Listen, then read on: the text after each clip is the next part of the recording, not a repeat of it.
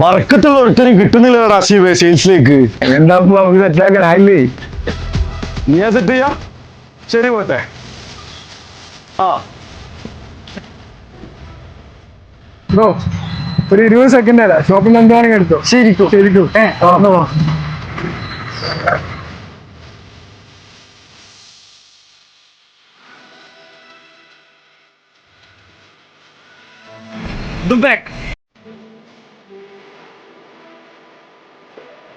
Bro after discount 20,000 only.